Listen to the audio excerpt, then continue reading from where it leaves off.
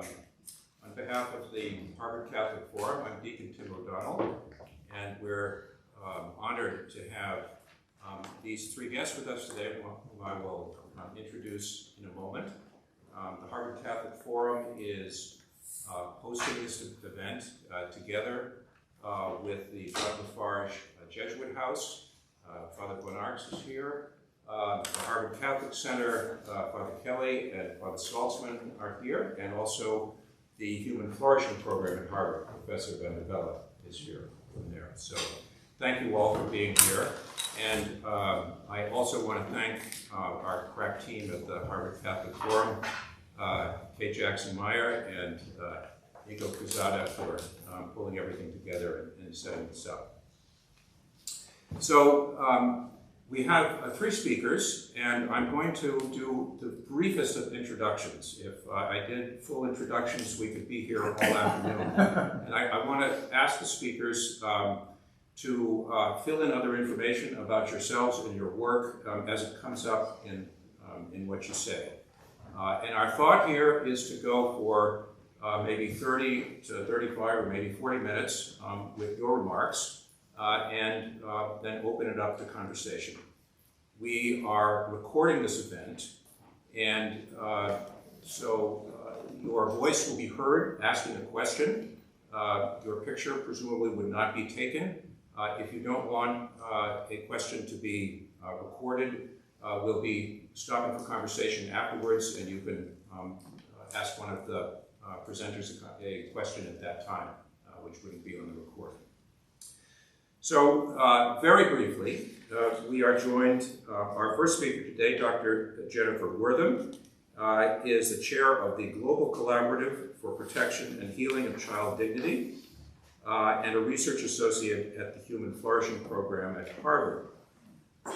Father Hans Zollner, a priest of the Society of Jesus, is a member of the Pontifical Commission for the Protection of Minors and the director of the Institute for Anthropology at the Pontifical Gregorian University in Rome. And Mark Williams, MSW, a social worker in practice, a clergy abuse survivor, and a special advisor to Cardinal Joseph Tobin of the Archdiocese of Newark. So with that, I turn it over to Jennifer. Thank you for having me today, and thank you everyone for hosting this amazing event. We're really grateful. So I arrived at Harvard in the middle of a pandemic a year ago, September, and had my first meeting with Tyler at a restaurant because the campus was closed. And I spent the entire year doing virtual work from my East Boston loft. So I'm just so delighted. It's my first time actually being really in campus today, and first time being here. So it's an honor for me and a privilege, and it's just been really great to get to know everybody on campus and have the support of the program in my work, and as I've evolved in moral injury work, and just really feel very blessed to be here and to be with all of you today. And so I'm going to just tell a short story because really I think the richness will come today from Mark and Father Hans. We're both very good friends on my journey. But so both of my brothers are clergy abuse survivors. And about 6 years ago, I kind of reconciled with the church. When we found out about their abuse, my mother and I left the church. That was when I was in my mid-20s. And my family struggled quite a bit. We've had, brothers had problems with addiction and all kinds of things that go along with mental health challenges that men face when they experience this kind of abuse. And we found out when one of my brothers had been arrested and was in prison on drug charges, and he was deeply depressed. And the other brother, who was really concerned because he was making suicide threats, finally disclosed to us what had happened, and it set in motion a chain of reactions for us to contact the church and to try to get help. And at that time, that was in the 90s, the church had which we didn't know, but a process of responding, and it was not what we had hoped it would be. And it set up a chain of events, and we left the church. I came back 6 years ago and had, I would call it a moment of clarity around wanting to be part of my faith again and having grown up so closely to the church, and sent a letter to Pope Francis about my journey and what that was like. And I got to meet with him, and it was really a very important moment in my life. And when I came back from that meeting, I realized there was something more I was supposed to do. And the initial meeting happened following a letter I had sent to him, and so I sent another letter. This time the letter didn't make it to his door, but I sent a follow-up letter asking him if he would help us set up a day every year to recognize child sexual abuse, not only in the church, but globally. So I prepared these ribbons, and I had a seamstress who put together ribbons, and she made more than I asked for. So this is from the original batch of ribbons. And each ribbon had a little cross in it, and I prepared 60 of them and put them in a box with my letter. So they're somewhere in the archives in some place somewhere, hopefully in Rome, I don't know. But we're going to probably go on a hunt when we go back to Rome together. We're on the hunt for the ribbons. Asking him if they would honor the World Day. And today is the commemoration. Last year we launched April 8th as a World Day here in the United States and globally. And we had reached out to many organizations, and Prevent Child Abuse America said yes, and that they would support this day for us. And then my colleagues at Harvard were very generous, and Brendan was a key partner in helping to launch our symposium. And so today is the anniversary of that day. And so Prevent Child Abuse America is honoring this day as the Day for Child Sexual Abuse Prevention, Healing, and Justice in the U.S. And as we were on our journey to move it towards a UN day, we learned that Europe has a day. Not many people know about it, even in Europe, but they have a day on November 18th.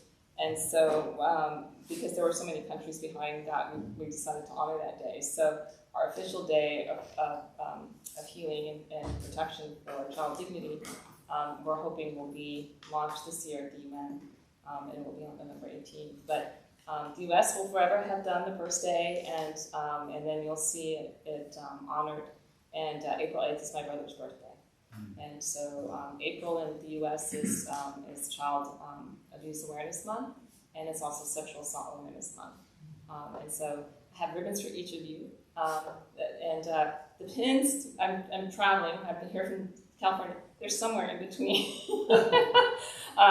But you're welcome to have it just as a keepsake. And I hope that on April 8th each year that you would honor the first day and the day in the U.S. and know that there's many people that are working on this issue, and we're grateful now that you are all part of that team. So I'll pass these around, and I'll let Father Hans and Mark, who I've met on my journey, and Father Hans has been champion for almost 30 years. I think you've been working on this, and is kind of a legend in the church around this issue. He was talking about this problem and the need to address it before anybody else was, and it was bold, and it was I would say brave and a risk.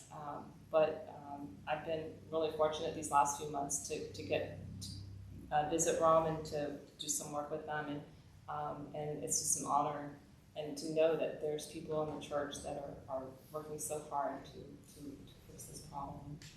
So today we're really just going to talk and then answer questions and share our stories. So that's how I ended up here today. So thank you all for coming in.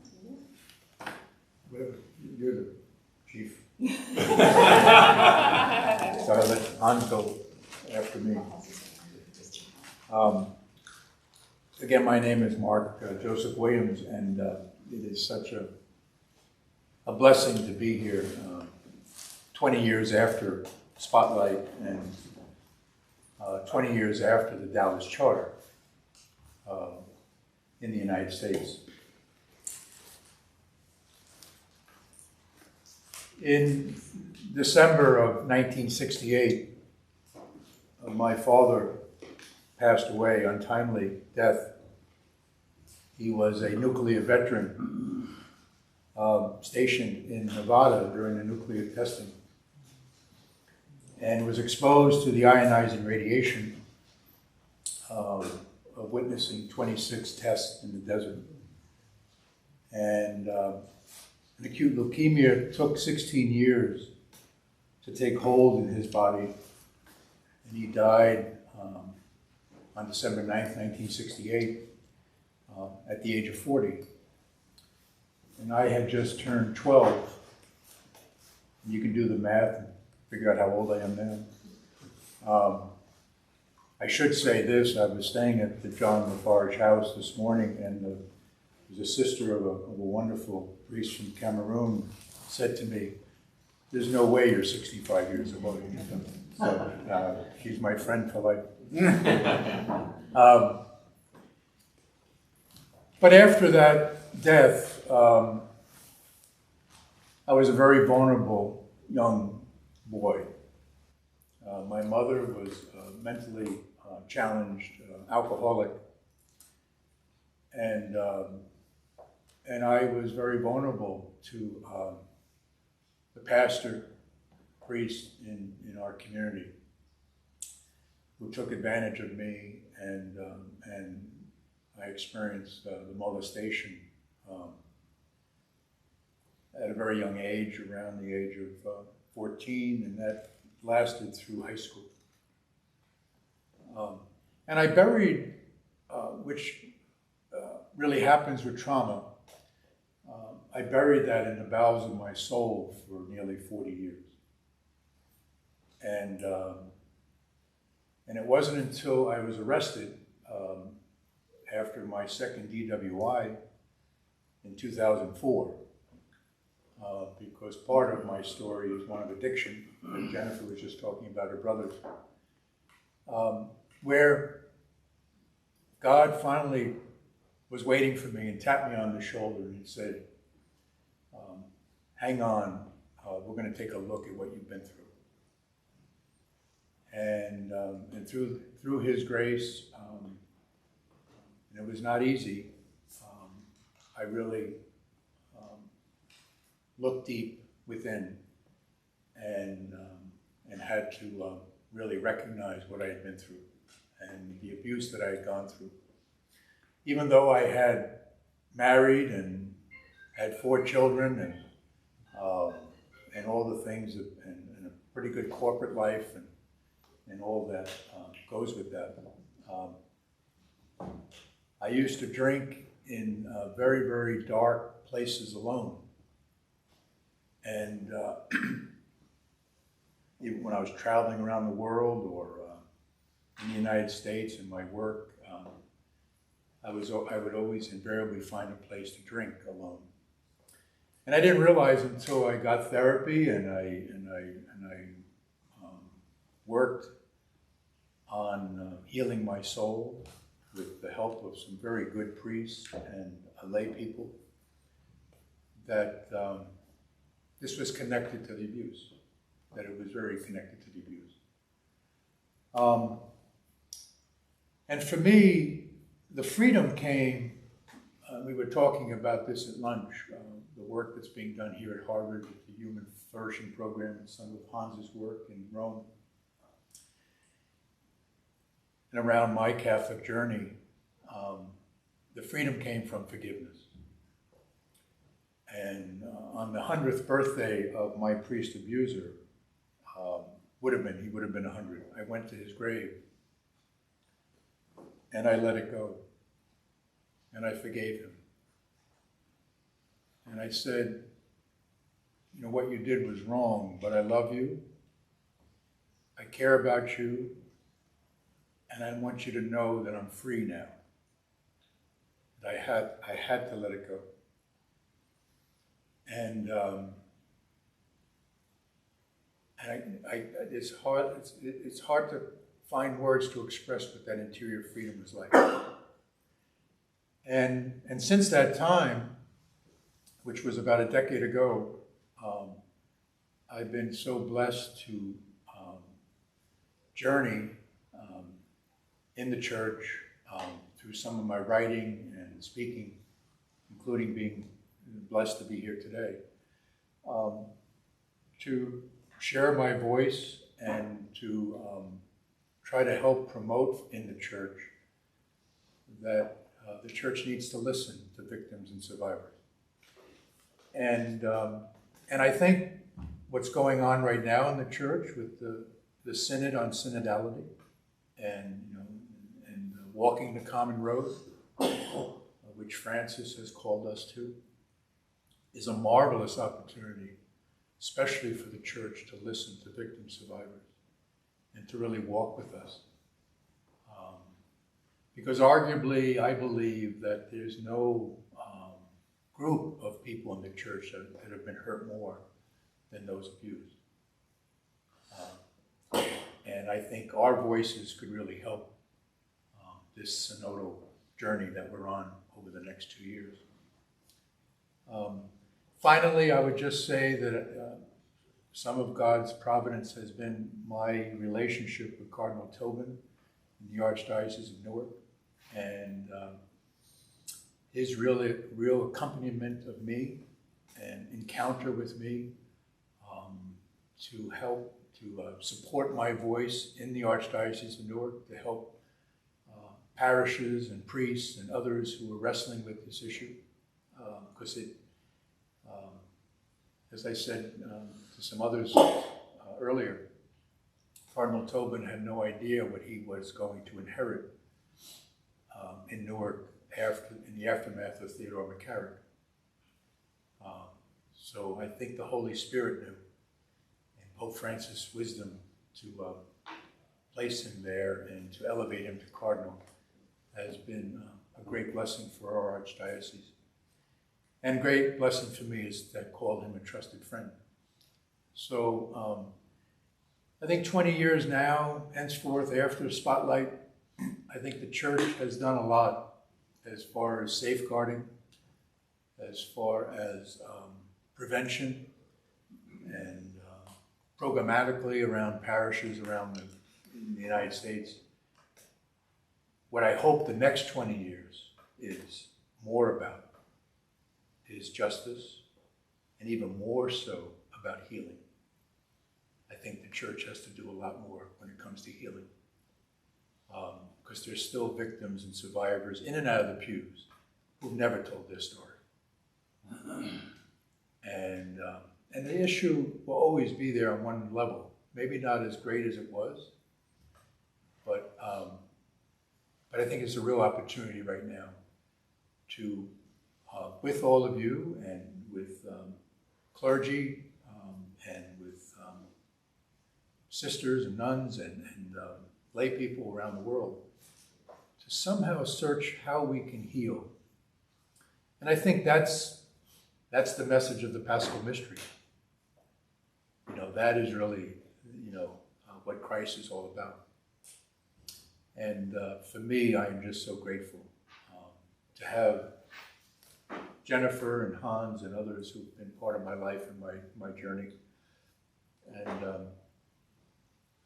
And I hope that my voice can help other victims, survivors that are out there. So thank you for letting me share.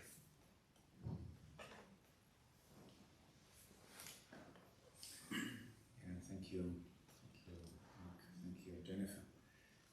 Thank you for having this event here, and thank you for the invitation. Is what we try to do here, I believe, is precisely what we need to do in the church and in society at large. And then if we really listen and if we really let ourselves also be impacted by voices of victims and family members of victims, then only society and church can change. Because as long as these testimonies and these experiences are split off and remain dissociated with normal life, we will neither really open up possibilities for journey to healing, nor will we as a church become really welcoming and grounded in reality. of suffering, of death, and of resurrection. This has been my consistent experience over the last years, since I have been more or less full-time in working with survivors and in constant contact with survivors and victims, or as you would say in German, affected persons in different parts of the world, from different backgrounds and in different phases of their journey. My story with sexual violence started when I trained as a psychotherapist, and one of my first clients was a woman who was raped, not in a church context, but for me this was new, because in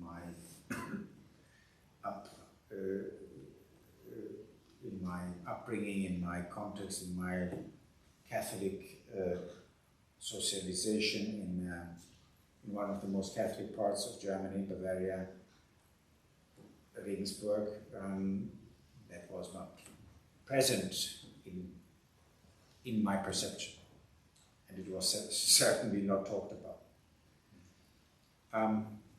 So that was for me my experience as a young psychotherapist. That was something very important, also in the combination of sexuality and violence, and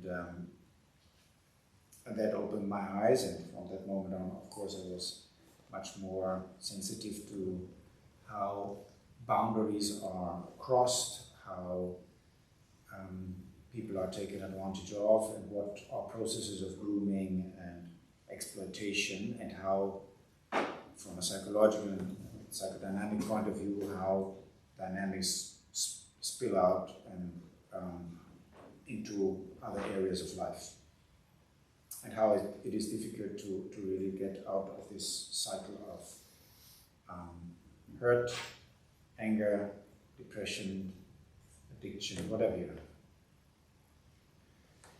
So in 2002, as we remember, also today, Spotlight news broke, and I was just about to start teaching at the Institute of Psychology at the Gregorian University.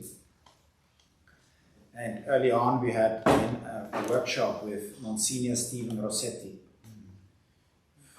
former president of the St. Luke Institute in what's the name? Silver Spring in Massachusetts, Maryland, sorry.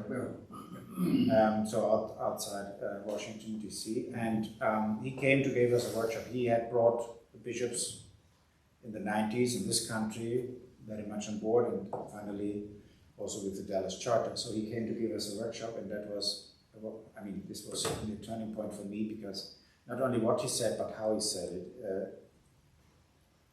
instilled in me the desire to learn more about this, more than I had studied in psychology and psychiatry, on pedophilia, on sexual disorders, and so forth. And I followed from 2004 onwards, I followed the news in the German-speaking countries on sexual abuse committed by clergy. And it was always the same pattern. So 2 days in the news, 3 months nothing. 2 days in the news, and I waited for the moment when it was to explode, which it did on 29th of January 2010. And now this is the second coincidence. I was in Ukraine, in Lviv, that day. I gave conferences at the Greek Catholic Ukrainian University, and I came back home to the Jesuits community and opened my computer, saw the news about the abuse committed by Jesuits in the 70s, 80s in the Jesuit high school in Berlin. And I thought, okay, the same will happen as the years before, so 2 days in news, and then, of course not. To the contrary, it grew and grew and grew, and it became a media tsunami. And my impression was that the German bishops were completely paralyzed, shocked, and in their reactions and behavior chaotic. And okay, out of this impression, I thought I need also to contribute to the public discussion, so I published, together with another Jesuit at the Gregorian, we published 2 articles in Civiltà Cattolica, so this is a semi-official Holy See journal, in May 2010, and then with some other chapters we had it in a book, and then 3 things happened at the same time for me, which I think is providential. My provincial called me from Germany and he said, I would like you to join the scientific working group of the federal German government established in the wake of the publications of scandals in the Catholic Church, but beyond that, on behalf of the German religious, male and female. So I came to that working group where you had gathered all scientists, all the who is who in forensic psychiatry, psychology, pedagogy, in the German-speaking countries, who had done research for many years, decades, in this area. Secondly, I was appointed provost, as you would call it in this country, academic vice rector of the Gregorian, and dean of psychology at the same time, so I had also some say in the university council. And thirdly, the general curia, the headquarters of the Jesuits, called on the Gregorian University to organize a conference at the Gregorian, presumably because there were the American Jesuits at that time at the curia who said, I mean, how often do we need to go through the same thing over and over again? So do something at an academic level. And number 1, this appointment to the scientific working group, and number 3, do something at the Gregorian, came also together as I was then charged to organize a conference that was to take place in February 2012, entitled Towards Healing and Renewal, which was a front-runner to the 2019 summit, but it was held at the Gregorian under our supervision with collaboration from the Holy See. For example, the then Archbishop Tobin, who was then secretary to the Congregation for Consecrated Life, was one of the moderators as a former general of the Redemptorists. But we had good relation, but it was very clear that the Holy See wanted us to do it, to test the waters. But at the same time, in January 2012, we had established the Center for Child Protection, together with one of the key figures of that scientific working group in Berlin, a child psychiatrist at a state university clinic, who had developed a program for teaching education of medical personnel and teachers in Germany on safeguarding. And I had asked the minister at that time, the federal research minister in Germany, best friends with Angela Merkel, whether we could make use of that program for our purposes, Catholic Church, because it occurred to me immediately that something like an online education program with on-site elements, this is blended learning, could be very useful for the Catholic Church worldwide, where no resources are available, where you don't have personnel trained, you don't have textbooks and whatever. She agreed to that, and so from 2012, 1st of January, we had the Center for Child Protection, which half a year ago, on 1st of September last year, became the Institute of Anthropology, of which I have here a few folders. You can also share that. Why did we change from child protection to something bigger? Because developments also that took place also in this country, the Me Too movement, so attention to abuse of all kinds, also sexual abuse, also of adult persons at risk. The McCarrick case, the abuse of seminarians. Then other questions came up very forcefully, also the Pope talking about sexual abuse of consecrated women by clergy in some parts of the world, plus then the whole perspective of abuse of power and spiritual abuse of conscience. So we could not possibly stick only to child protection anymore if you want to do something for a safer church and a safer society, but we need also to take into account other age groups, not only minors of age, plus other types of abuse. All along, because we know that sexual abuse is always abuse of power, and there are other elements, psychological, spiritual abuse, and so forth. So we continue with the offering of a blended learning program. We work with institutions. We don't make it available to individuals, but we work with universities, faculties, seminaries, and so forth,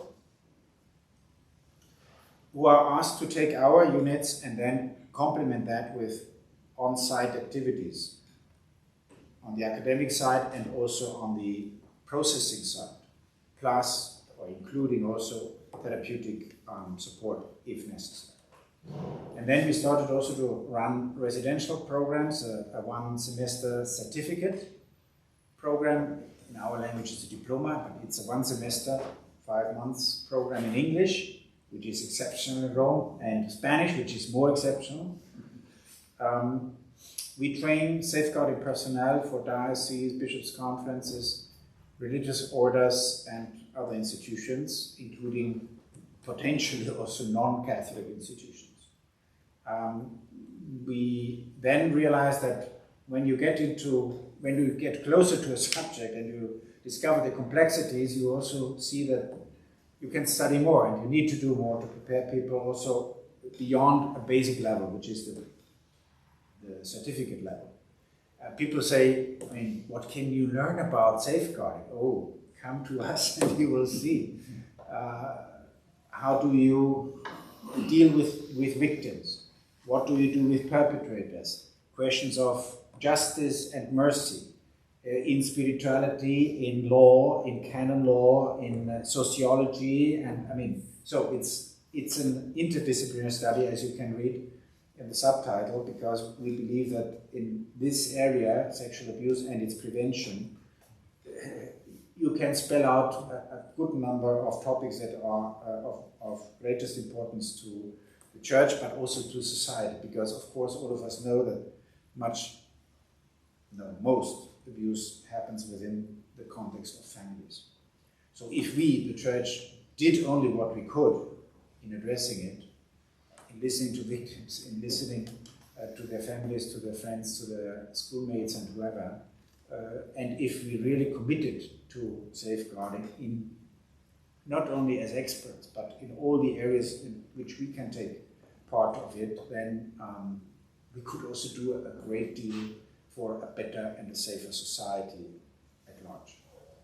So I'm really grateful for this occasion to share that with you. I'm really grateful to be with two good friends here, and to Tyler for being here also, and for hosting us in this event, as well as the Jesuits. I've been at Boston College the last days, and also in Holy Cross Worcester for conferences, so there were also other conversations going on.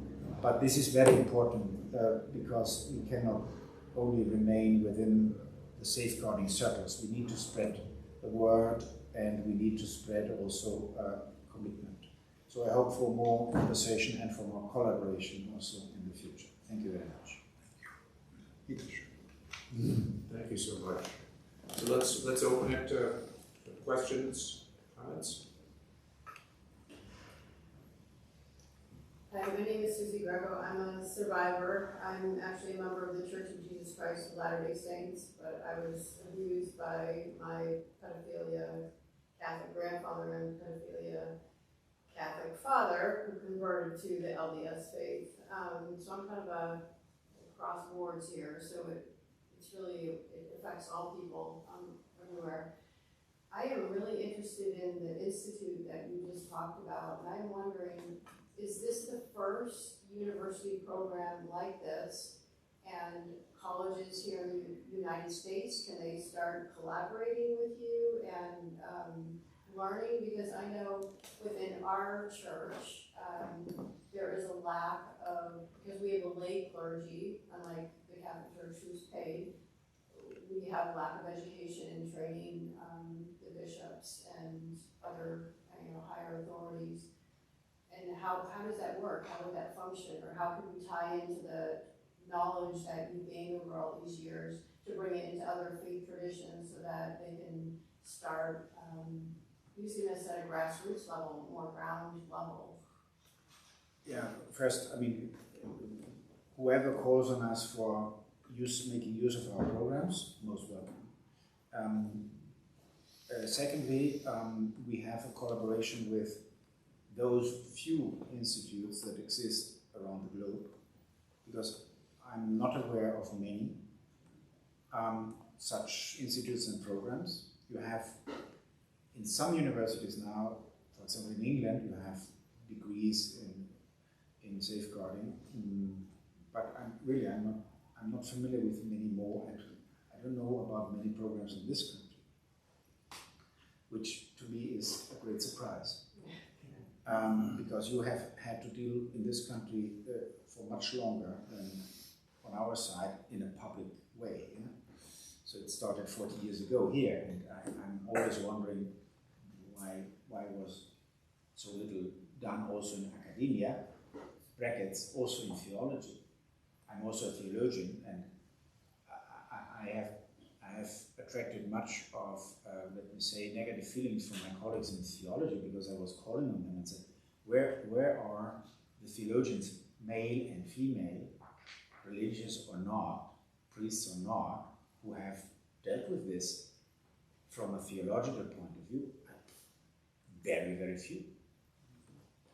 And this is surprising, because, I mean, this is what many of us have been impacted by and talk about and read about, but why did it not come into theological reflection, not only pastoral approach or spiritual means or so, but as a really structured, systematical reflection in systematic theology on, and there are many questions that I as a theologian would have. What is it about redemption for a survivor? Our language, when we talk, you need to forgive, and then only, I mean, your testimony speaks volumes to how healing that is, but you can never oblige a person to forgive. So, but we the church, we have that message. And now, are we sensitive that there are in our pews, there are X number of survivors who listen Sunday after Sunday, you need to forgive your enemy. So, and thirdly, we have what is called the Global Safeguarding Alliance. We have established a network of those 8 Catholic institutions, of which I'm aware of, in different parts of the world: Manila, Santiago de Chile, Durham, England, Ignaziano in Krakow,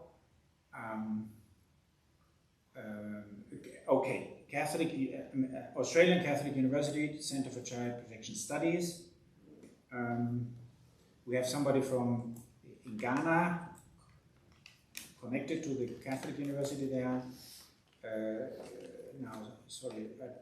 Who are the others? So we have started a collaboration on an equal level with these academic institutions engaged in safeguarding research. And we have started now the very first project together and are in the way of defining a second one. So whoever is interested in this kind of work, which is specifically oriented also towards bringing different cultural perspectives into the picture, because in this, as in many other areas, and as we discussed over lunch, it is important to keep present the intercultural and the interdisciplinary aspects. There is no one size fits all in this. Your neighbors, your next neighbors to the south, from Mexico down, they have a completely different way of dealing with sexuality, talking about sexuality, talking about sexual misbehavior, talking about sexual misbehavior by authority figures, talking about sexuality and misbehavior by authority figures in the church. So we need to find something that could help us to understand what is going on in different parts of the world so that we can learn from each other. So, most welcome. This is a huge question, but I ask it because I'm somewhat involved in the training of our Jesuits. But more broadly, what's your sense of best practice as far as the training of young priests is concerned in seminaries, and what's your sense of how we're doing? I know it's a global question and it's going to vary from place to place, but whatever insights you have on that. Yeah, and I would then ask Mark also to add to that because he has been involved in it himself. I mean, very briefly, all seminaries, all training centers for priests, for future priests and religious are obliged, since the publication of the International Guidelines for Priestly Formation on 8th of December 2016, the so-called Ratio Fundamentalis, to introduce workshops, seminars, lectures on safeguarding. They are obliged, number 202 of that international guidelines that are now in the process of being implemented in the national guidelines of the respective bishops' conferences. And in principle, that applies also to religious, because it is explicitly mentioned there that it is not only for seminarians. And the other interesting aspect, it needs to be done also in the ongoing formation. This is what the law says for the church. How it is implemented, I can only guess. It is present in some places, and surprisingly in some places that you wouldn't expect.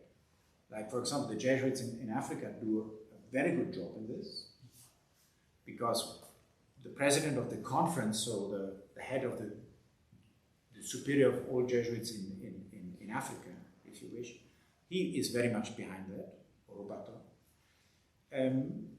But in other places, surprisingly, where you have the resources, very little is done, or it is ticked off. You do it because you have to do it.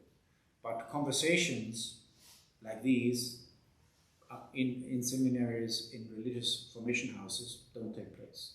Because it is such an uncomfortable issue, because it touches so many layers of emotions, of desires, of needs, and of vocation and journeys and so on. So best practices, actually, I would say there are places, there are seminaries, there are religious congregations that take it seriously, so that it is not, I would say best practice would mean that sexual abuse is not dealt with separately from other things, like my day-to-day routine, my financial behavior, my relational setup, my personality development, and of course, integration into a spiritual journey. As long, my impression is, as long as it is singled out only and exclusively, you become the expert. And now we have done the workshop, and you, in the society, in the States, you have the, what do you call it? These sessions, yearly sessions. Yes. It's Something listening. Yeah. Conversations that matter. Yes. Conversations that matter. Conversations that matter. So the Jesuits do this yearly, and you have to sign in, and otherwise you cannot function as a priest. Okay. and then you have done it, and then it's over for 364 days, 23 more hours. And so, I see that there is something that needs to change there, that goes into integration of different activities. Why don't you have a retreat on this? A retreat doesn't mean only to meditate on the interior castle of Teresa of Avila. But it means bringing together your spirituality with reality. And this is part of our reality. There is something that we need to get over. And but Mark can share now his impressions from where he met seminarians also.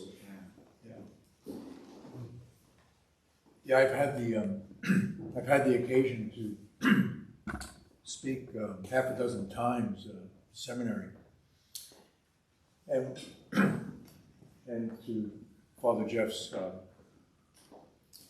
question as far as how we're doing. I'm not ordained to assess that, but I can tell you as a survivor going in and speaking to seminarians. And of course, mostly these are young men, some a little bit older as far as vocation, who are wrestling with their own sexuality, there's no question, wrestling with celibacy, and it's also been my impression wrestling with still the power Hans has spoken about, the other abuses that still is in seminary life. Because when I've walked into seminary, I can feel the air, if you will, of the place. And how I've been able to just break that down and been able to be invited to speak is really just to share my story. And I think that's really been helpful to the seminarians that I've been blessed to speak with. I would say this: most of whom have never had the experience of listening to a victim survivor. I would say that's 95% of the case of the seminarians that I've spoken with. And I think that is an opportunity, correct me as far as the pillars of seminary training, but I believe it's intellectual, spiritual, pastoral, and human. I really believe the human side of that pillar of education in the seminary life really needs to be expanded. And I think part of that, and I think it's also an opportunity again with this synodal path, to have rectors of seminaries and professors of seminaries invite victim survivors to talk to seminarians. I mean, they're going to be eventually going out to parish life and whatever they do in their ministry. And they need to be exposed to the human condition as best as possible. And I think giving them opportunity. Again, most of my experience has been that very few have ever had a conversation with the survivor. And I think that's an opportunity for the church, in the Roman Catholic Church and seminary development, to offer that to mostly these young men in formation.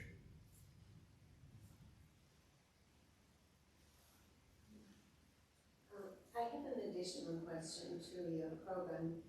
Are you addressing at all the abuse within seminaries, that is young men in formation or religious or young women in formation within the seminary, which to the outside is a very closed-off entity. And I worked with a lot of survivors, so I am also aware of some of these cases, and that is a question that I've always carried around, because power is power. You know, if someone is above you, he can easily, or she, can easily ask for sexual favors in order to go on. So, do you address that as well? Surely, yes. Okay. Yeah, I mean, what is important is when we talk about power, that we realize that in all circumstances we are exposed, all of us. And the question is, where are there specific dependencies and where are people in a special way at risk?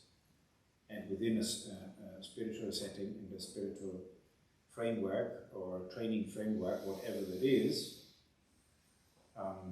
within a monastery or a religious community or a seminary, but it may also pertain to institutes at universities, colleges, high schools, whatever you have, scouts, sports associations. There is a power imbalance, and we concentrate mainly on the specificities of what are the spiritual loadings of power imbalance within a religious setting, which may be different in other religious communities with different nuances. But there is, of course, the special responsibility with regard to how do we present God, how do we present ourselves as messengers of God, representatives of God, how is this supervised and how is that framed. Yeah, but this is of course one major issue in our training.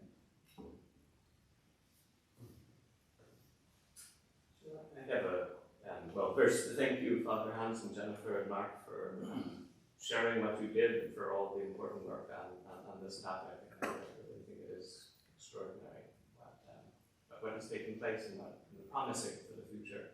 And in that regard, I have a question that I think in some ways builds on the first, which we discussed over lunch. Father Hans tried to work with data, often on more difficult or challenging topics, and this is a topic where it is difficult to get good data, but I think as best as one can tell, the prevention efforts within the Catholic Church over the last 20 years have been pretty effective. It does seem, from as data we have available, numbers have come down fairly dramatically. So, first question is, are there lessons from the experience of the Catholic Church that you think could be shared with or exported either to other religious communities or to not-religious communities as well? Here in the United States, we have the same issue with the Boy Scouts, for example. And what principles might you pass on? What is it that was effective?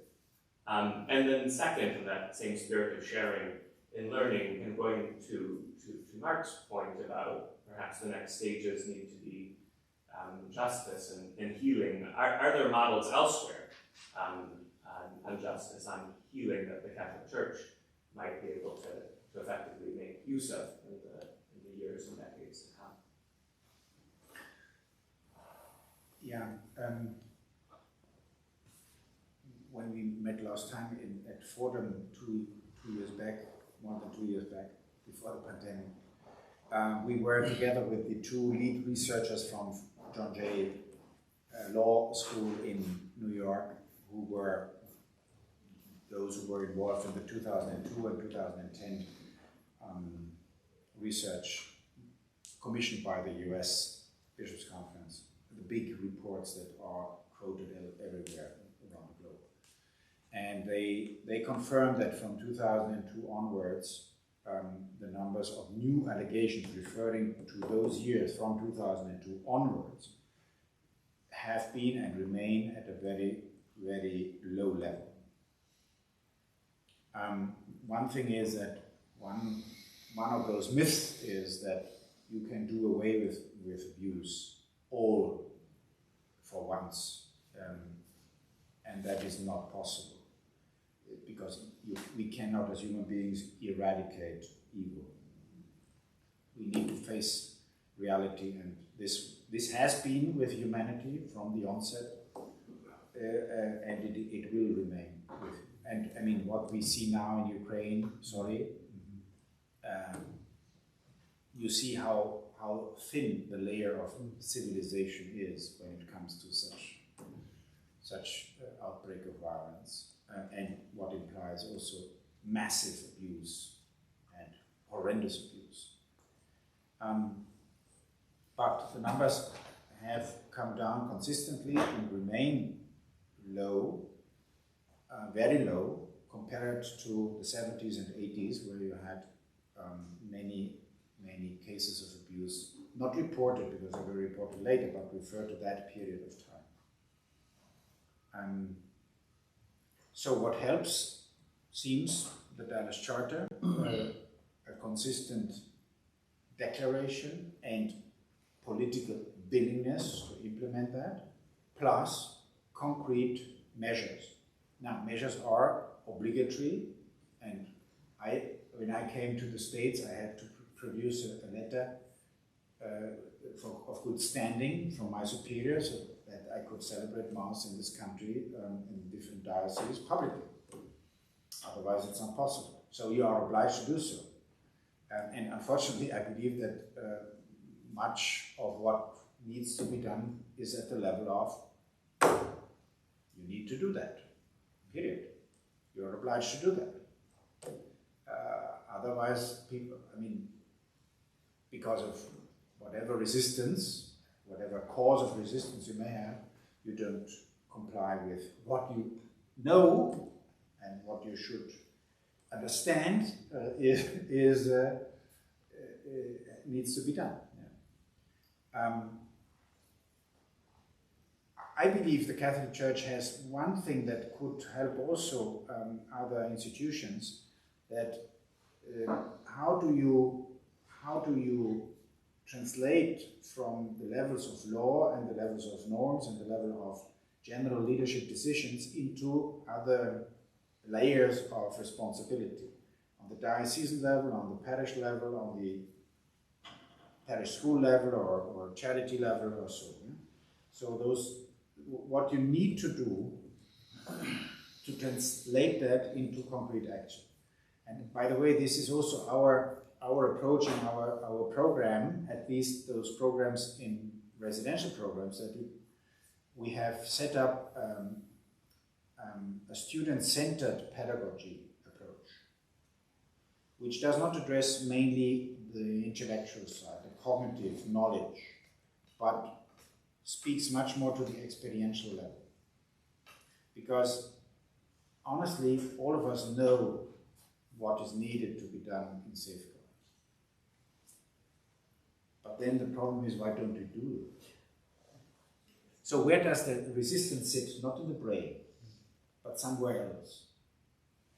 And how do we get to that level? That is the most challenging question. And I think in some quarters of the Catholic Church, there are some positive developments in the side of addressing that.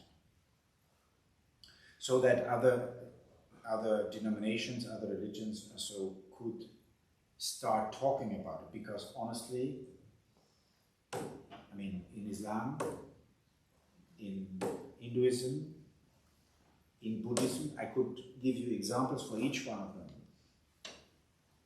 There's no talk about it. I mean, maybe except very, very small proportions of people. And we know that abuse is, massive in Buddhist monasteries in Myanmar, where you have 7, 8-year-old boys and girls living in the monastery for some time, or in the temples in India, in the Hindu temples, or in the Quran schools, madrasas.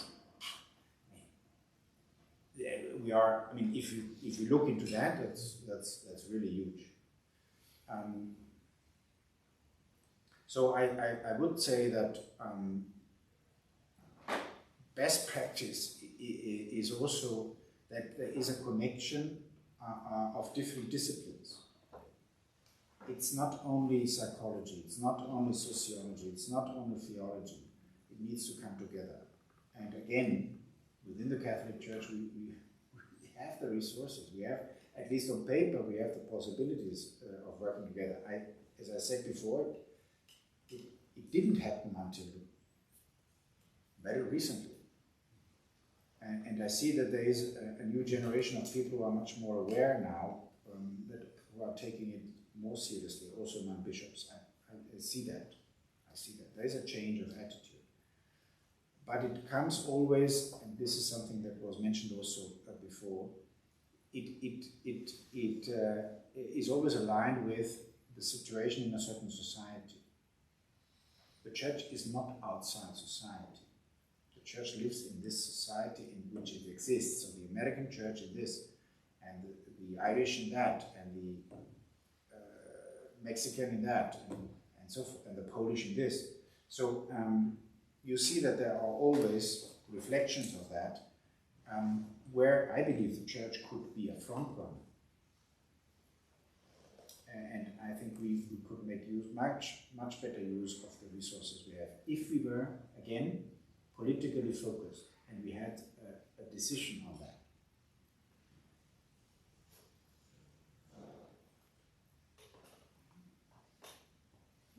Lots of questions. So Hans, thank you for, and also everyone, thank you so much. I'd like all of you to comment, to what extent does the church coming clean result from external pressures, and to what extent does it come from internal commitment within the church? It seems in Boston it came from outside, from the media and from lawyers advocating for victims. Are there signs of people within the church really having conversion experience by speaking to survivors and realizing the damage that was done and then wanting to change? I think that, the sense is that's got to be present some places. And but I also spent some time about, is this the global reality that you were just alluding to?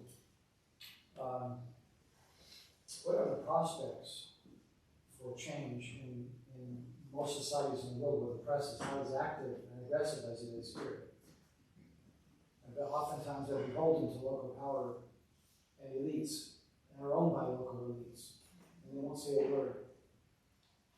I'll jump in. So, in large part, the work we're doing, trying to get this World Day advanced through the United Nations, is so that we can have more open discourse and dialogue, and not only within the church, which I don't think the church would have done anything had it not been for external pressure, because that's what causes people to make change.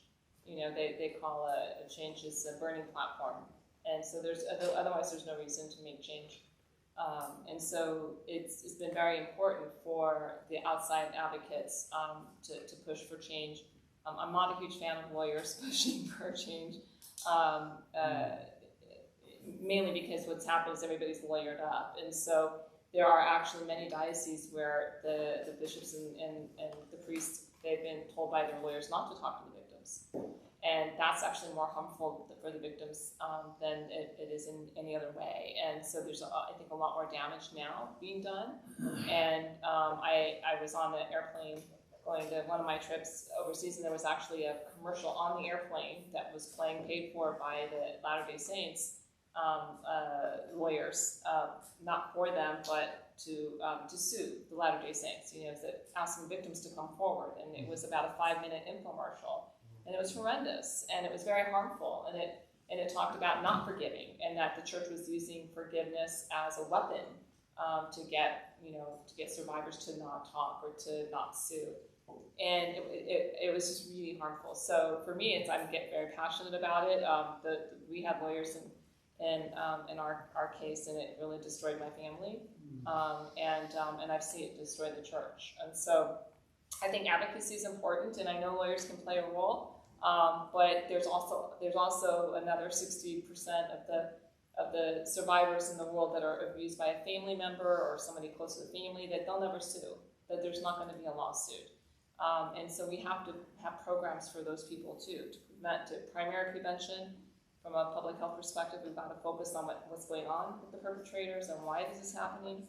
And then we need to do healing. And as Father Hans said, we'll never eradicate this. And there's a whole movement that thinks that it can be completely prevented, and I disagree. I think we can try. It's going to be there, but what I really want to see is I want to see victims come forward earlier.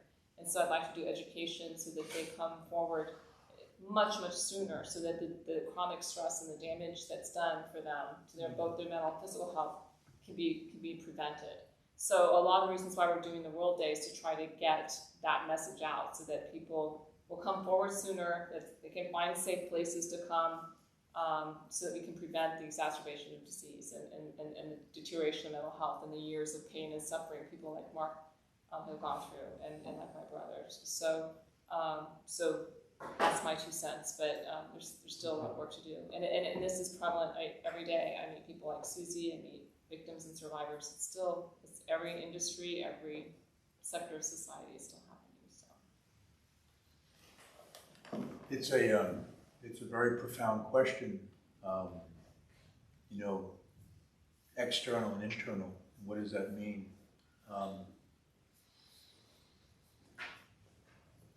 I would use, in my own experience, I would use the connection that I have in recovery and Alcoholics Anonymous. Because I've been in recovery for about 20 years. And Richard Rohr talks about AA being the most spiritual program on the planet. And what we talk about in recovery is identifying, not comparing. And one of the things that I think that the journey of victims, to listen to other victims, and for the church to somehow foster that, promote that journey to Calvary, if you will. And I use it, as we're coming up to Holy Week. Last week I was reading the Stations of the Cross, which we are in our own parish, and the beautiful station, the fifth station, when Simon the Cyrenian goes and picks up the cross of Christ. A stranger comes out of the crowd and helps our Lord with his cross. That's what we need to do. We need to carry one another's crosses. And I really believe if we can do that, notwithstanding what you were saying about the challenges of the press, the challenges of it becoming so legalistic, because I think I agree with Jennifer, a lot of priests, and I've spoken to them in our own Archdiocese of Newark, where lawyers are, they're told to not speak to victims and survivors because they're in a legal situation, where there's monetary consideration on the table, as it were. Somehow, I don't know the answer to that, but I think we need to get beyond that. And for me, it was more of an internal journey. It was really more of a faith journey, which was rooted in the Mass, which was rooted in spiritual direction, which was rooted in what suffering was about. And I think that's why I think what I said earlier, I think we really need to get to a better place of healing. And not only healing of abuse victims, there's all kinds of healing that needs to be done in our church. In this synodal process, I've been very involved in our parish life. I mean, the healing of racism, the healing of LGBTQ brothers and sisters in our pews. The church doesn't have a great record, in my opinion, of talking about sexuality. I think we need to be more open and not judge. far as the journey of sexuality and what that means for all of us.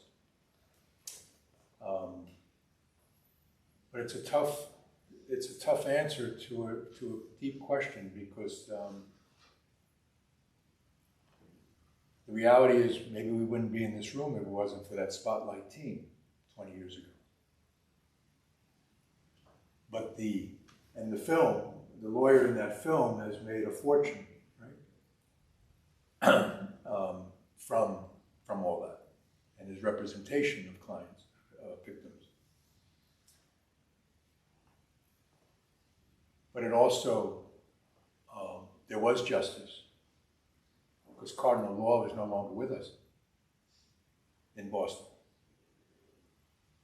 And the Holy Spirit sent a man like Sean O'Malley to help embrace the pilgrims here and to help heal the wounds. Time takes time, as we say in recovery. And we have a lot more to do.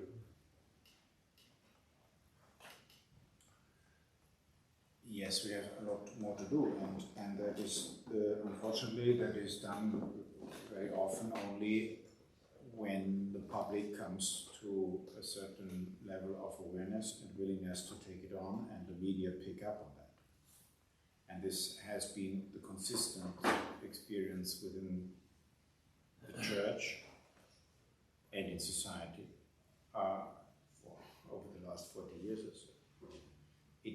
And this is what I said, and this would also be an interesting research project. Why does, for example, I've always asked that question, why is in Italy of all countries, still so much of resistance within the church to address abuse and cover-up, which is quite frequent, both. Why? Because society doesn't want to address it. It goes exactly in the line as you said. And I have shared it a number of times with Italian journalists and Italian politicians and whatever you have. And nobody has contradicted me in this. My theory, why it is not yet a topic in the Catholic Church in Italy, because society is not yet ready to address it. Why? Because of the powerful people like in sports, in fashion, in cinema, in tourism, in media houses. Because in all these areas that are vital for Italian economy and image and public life, I believe, I sustain that abuse is very much present. The Me Too movement did not pick up at all in Italy. Although you have an important cinema industry, you have fashion, very important. No. We had 2 months ago, mid-February, we had a public event sponsored by left-wing Catholic groups and one online paper, plus the only victims organization somehow in Italy, mid-15th of February. I think, and it was supposed to set off a wave of public attention and going in the line of the German reports and that have come out. I believe that it was more news outside Italy than inside. Now, positive examples where I see that, and that goes also a little back to Tyler's question before. For example, for me, a very good example, as far as I can say, is the French Bishops' Conference. They have, since 4 years, they have been on a very, very serious and sincere journey with survivors. They invite now survivors to their meetings. They start every plenary session with readings from testimonies of survivors. When they enter in their hall in Lourdes, there is a book at the entrance, and you pass by when you walk into the hall with stories of survivors. And now this comes to a church that is quite poor to European standards in all kinds of matters. Money, personnel, structures. So bishops are very, very humble, generally speaking. At least institution-wise, there is not much of, hey, we are the bosses here. That helps. But it has helped really, from my point of view, a very honest journey that brought about even the willingness to accept the commissioning and the publication of the report that was published on 5th of October last year, in which we had then these huge numbers of estimated victims of clergy and lay personnel in the church over 70 years.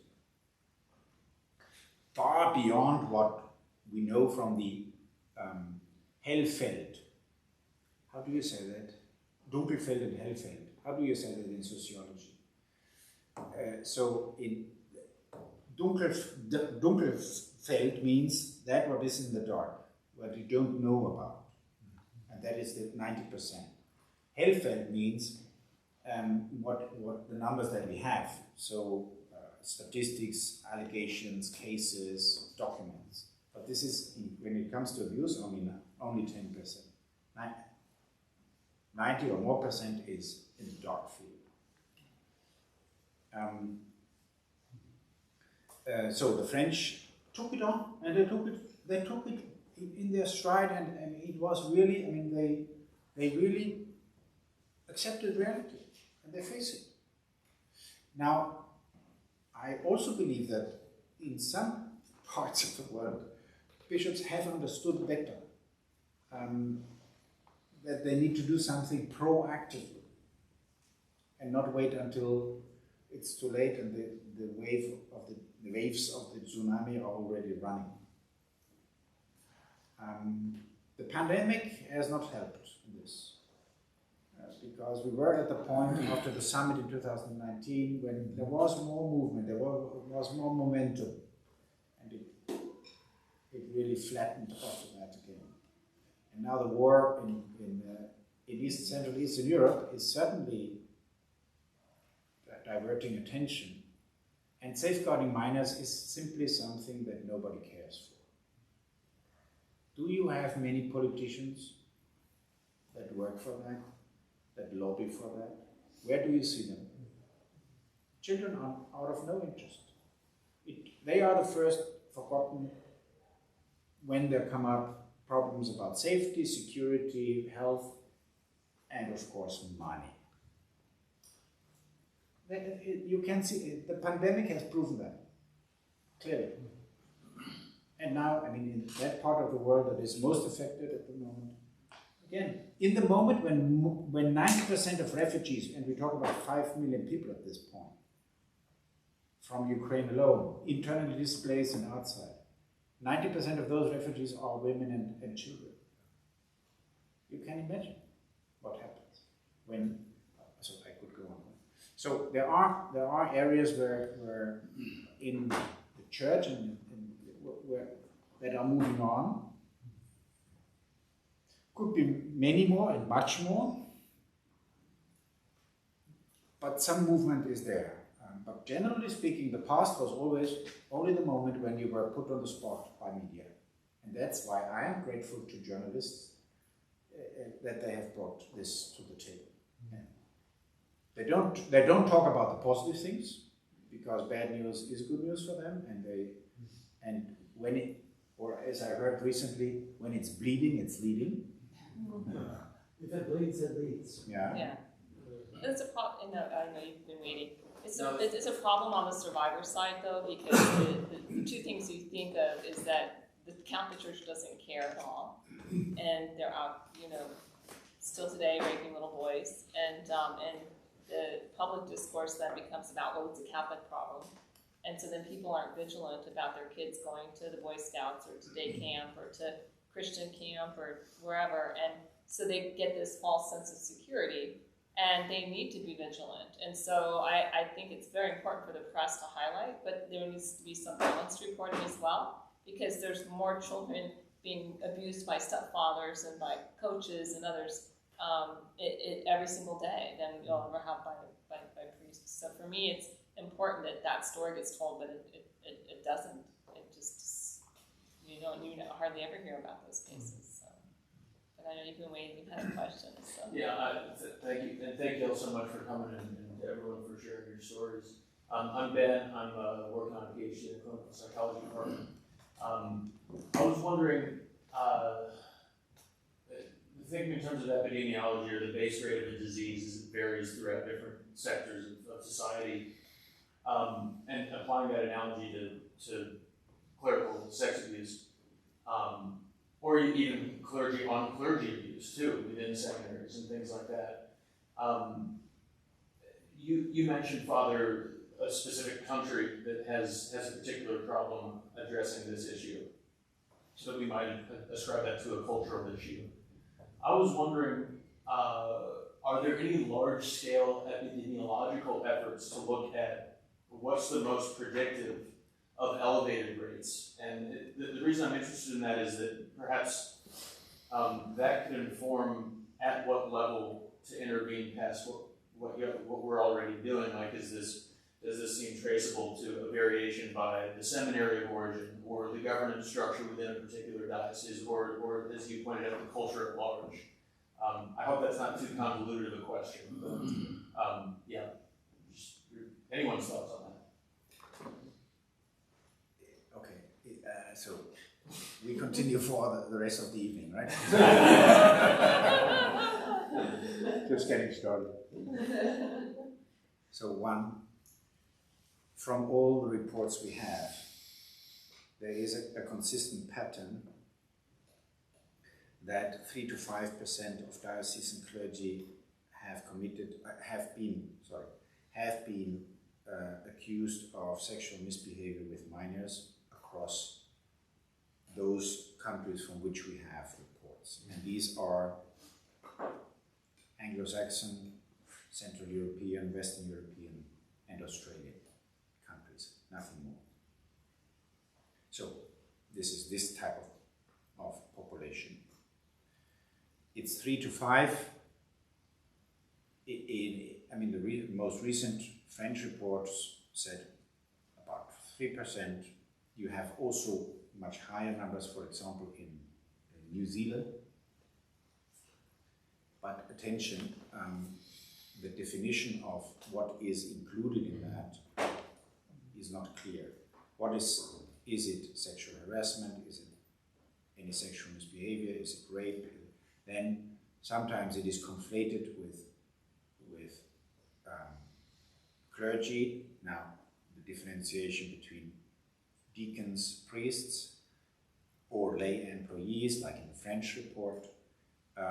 Then the question of, are there brothers also included there? Because we have exceptionally high numbers of allegations against, for example, the St. John of God brothers in Australia, or similar congregations, brother congregations, where you don't have priests, which, would be important to distinguish at least, not for diminishing importance, but to show that it's not the same. Also because now, to your second point about formation, now I've worked for 18 years in an institute of psychology that trains psychologists and psychotherapists for seminary formation as psychologists. So, and the point is that initial formation means seminary formation, or in religious communities, formation houses is important, as is important, of course, the selection process. And in these, we are doing much better now than 30, 50 years ago, much better, globally speaking, much better. However, now, and this is an interesting epidemiological point, and a psychological also. 90% of all clergy sexual abuses are not pedophiles in the psychiatric diagnostical sense. They are ephebophiles. They abuse adolescents, not children. This is universally the same. And ephebophilia is not a psychiatric diagnosis. Okay? It's not considered pathology as such. Then, another interesting fact is that across the board, the average age of a first-time offending priest, clergy, in the Catholic Church is of 14 years, 40. Which means, when we talk about those generations in which we had the huge numbers of abuse cases, 15 years after ordination. Which shows that it is not, one, a problem of celibacy as such, two, a problem of initial formation, but three, a problem of ongoing formation and lifestyle of priests. And here come in other psychological dynamics, loneliness, which are connected also to celibacy, but not in a monocausal sense. Loneliness, overworked, no good friendships, no good relationships, no spiritual development alongside human development, and so forth and so forth. Which brought me, who was always insisting on the importance of initial formation, to understand that at least as important as initial formation is the ongoing formation piece. And Catholic priests are very bad in that, because after ordination you are safe. And we spoke this morning about the necessity to have also checks on that side. Because as a priest you are safe, because nobody will dismiss you. If you don't touch a child and if you don't steal silver, you are safe. Okay? Nobody will touch you.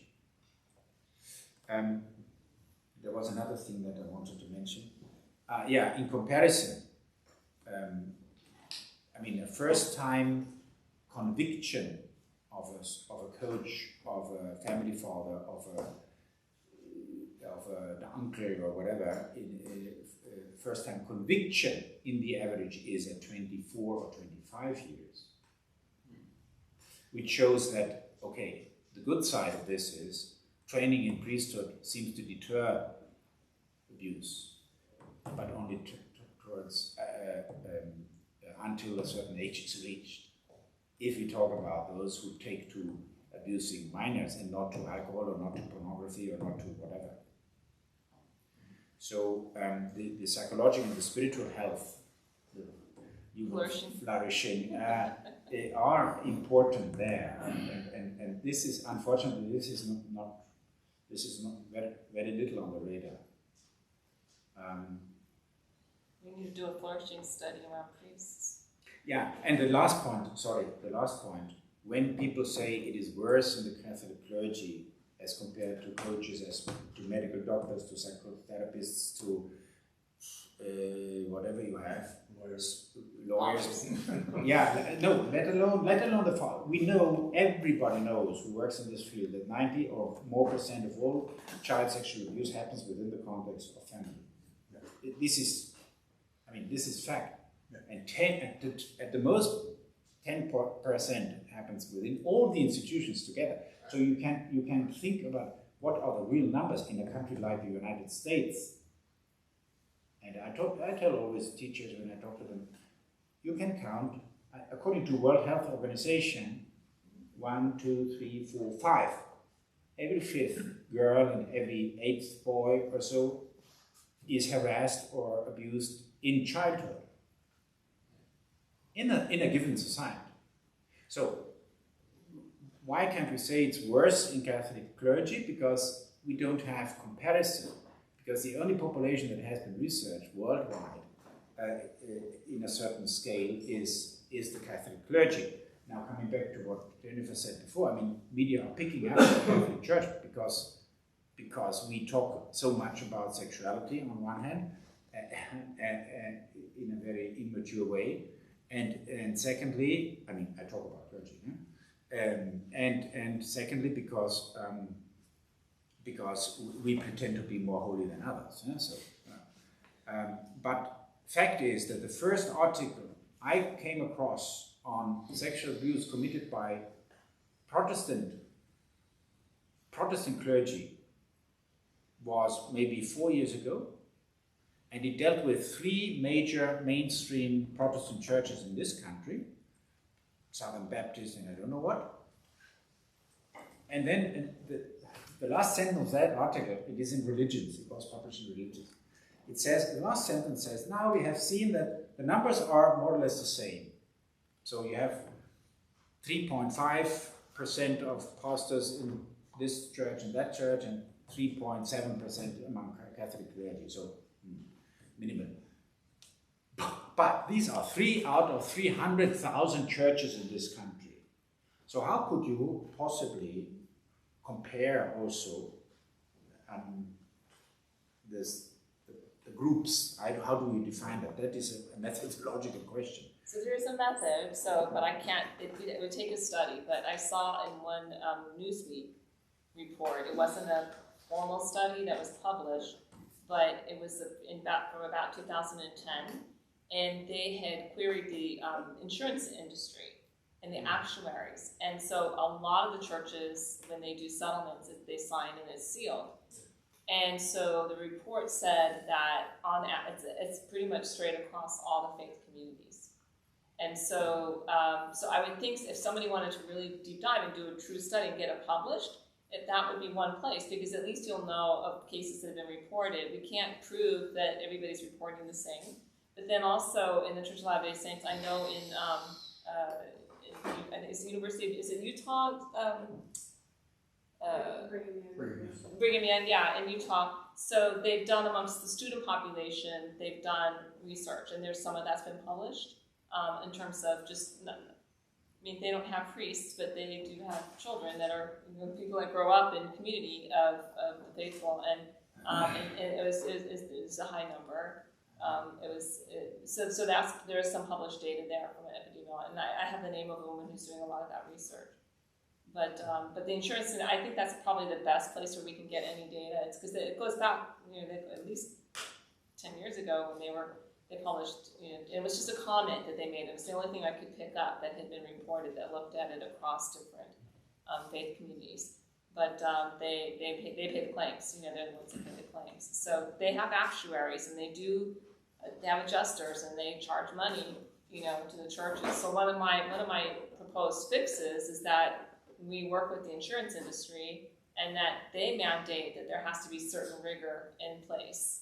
And in order to not only get insured, but maybe that they get a differential on their premium if they pass certain criteria, because it's very expensive.